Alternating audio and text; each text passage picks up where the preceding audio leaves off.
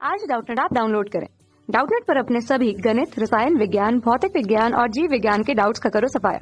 बस प्रश्न की फोटो खींचो, एक ही प्रश्न को क्रॉप करो और तुरंत वीडियो सोल्यूशन पाओ। अभी डाउनलोड करें। ऐसा गुणसूत्र जिसमें सेंट्रोमेयर गुणसूत्र के मध्य में थोड़ा दूरी पर हो, जिसके कारण उसकी एक भुजा छोटी व एक भुजा बड़ी हो जाती है, कहलाती है। ऑप्शन है मध्य केंद्रीय मेटासेंट्रिक, उप मध्य केंद्रीय सब मेटासेंट्रिक, अग्र बिंदु एक्रोसेंट्रिक, अंत केंद्रीय डिलोसेंट्रिक। तो पहले हम यहाँ पर इन सभी की बात करते हैं कि इनकी संरचना किस प्रकार से होती है। तो हम यहाँ पर सबसे पहले बात करते हैं मेटासेंट्रिक की। तो मेटासेंट्रिक की अगर हम बात करें तो इसकी जो संरचना होती है यहाँ पर गुणसूत्र में, ये जो संरचनाएं हमने बनाई है ये यहाँ पर सेंट्रोमेयर के आधार पर बनाई है। तो हम यहाँ पर कह सकते हैं कि मेटासेंट्रिक जो गुणसूत्र होगा, अगर हम यहाँ पर निर्माण करें कि यहाँ पर अगर गुणसूत्र है हमारे पास में ये, तो इस गुणसूत्र की जो ये भुजाएं हैं ये दोनों यहाँ पर बराबर हैं। इसके पश्चात जो गुणसूत्र की यहाँ पर जो नीचे की भुजाएं हैं ये भी यहाँ पर बराबर है और ये गुणसूत्र यहाँ पर मध्य में जुड़ा हुआ है। तो इस स्थिति को हम यहाँ पर जब हम कहेंगे कि ऊपर की जो भुजाओं की लंबाई है ये भी हमारे पास में L है और यहाँ पर नीचे की जो भुजाओं की लंबाई है ये भी हमारे पास L है, तो दोनों लंबाइयाँ बराबर है। इस स्थिति को हम यहाँ पर मेटासेंट्रिक कहते हैं। अर्थात हम कह सकते हैं कि सेंट्रोमियर जो यहाँ पर बना है ये यहाँ पर बिल्कुल बीच में व्यवस्थित है, बिल्कुल मध्य में यहाँ पर व्यवस्थित है। तो हम कहेंगे सेंट्रोमियर का बिल्कुल मध्य में होना यहाँ पर पाया जाता है, मध्य केंद्रीय यानी मेटासेंट्रिक में। इसके पश्चात जो हमें अगला यहाँ पर दिया है वो हमें यहाँ पर दिया है उप मध्य केंद्रीय यानी कि सब मेटासेंट्रिक। तो अगले की हम बात करते हैं जो कि हम यहाँ पर दिया है सब मेटासेंट्रिक।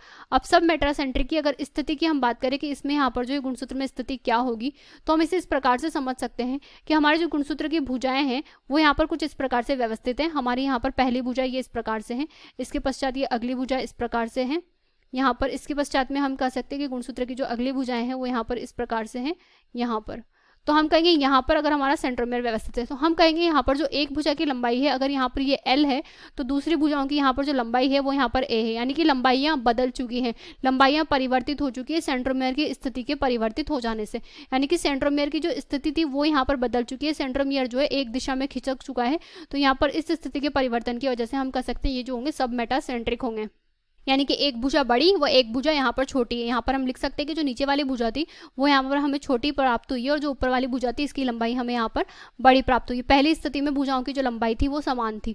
अगला हमें दिया है यहाँ पर एक्रोसेंट्रिक। तो अगले की अगर हम बात करें कि एक्रोसेंट्रिक यहाँ पर किस प्रकार से व्यवस्थित होते हैं, तो एक्रोसेंट्रिक जो होता है इसका अर्थ यहाँ पर होता है कि यहाँ पर जो लंबाइयाँ होती है वो बहुत ही ज़्यादा कम हो जाती है।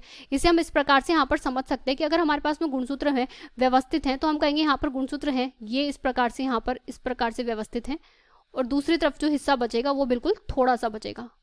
तो इस व्यवस्था को हम यहाँ पर एक्रोसेंट्रिक कहेंगे। अर्थात यहाँ पर हम कह सकते हैं कि जो दूसरी तरफ बना है यहाँ पर ये जो भुजा बची है ये भुजा जो है इसकी जो लंबाई है यहाँ पर ये भुजा यहाँ पर बहुत ही ज़्यादा छोटी हो चुकी है, इसकी लंबाई यहाँ पर बहुत ही कम हो चुकी है।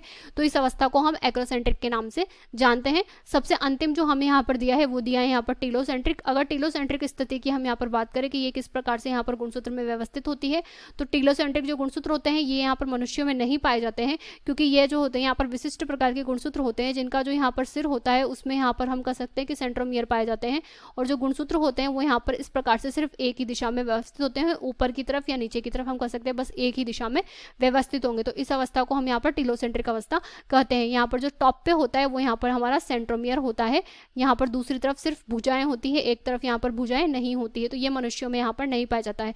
हमारे सवाल में यहाँ पर हमसे पूछा गया था कि हमें बताना है गुणसूत्र के मध्य में थोड़ा सा दूर हो जिसके कारण उसकी एक भुजा छोटी व एक भुजा बड़ी हो। तो ये जो अवस्था है ये यहाँ पर सब मेटासेंट्रिक के अंतर्गत आती है। तो हमारा जो आंसर होगा यहाँ पर सब मेटासेंट्रिक हो जाएगा। तो हम कहेंगे हमारा जो ऑप्शन बी है वो यहाँ पर करेक्ट आंसर है। कक्षा 6 से 12वीं से लेकर नीट, IIT, JEE वो एडवांस के लेवल तक 1 करोड़ से ज्यादा छात्रों का भरोसा। आज ही डाउनलोड करें डाउटनेट ऐप या व्हाट्सएप करें अपने सारे डाउट्स 8400 400 400 पर।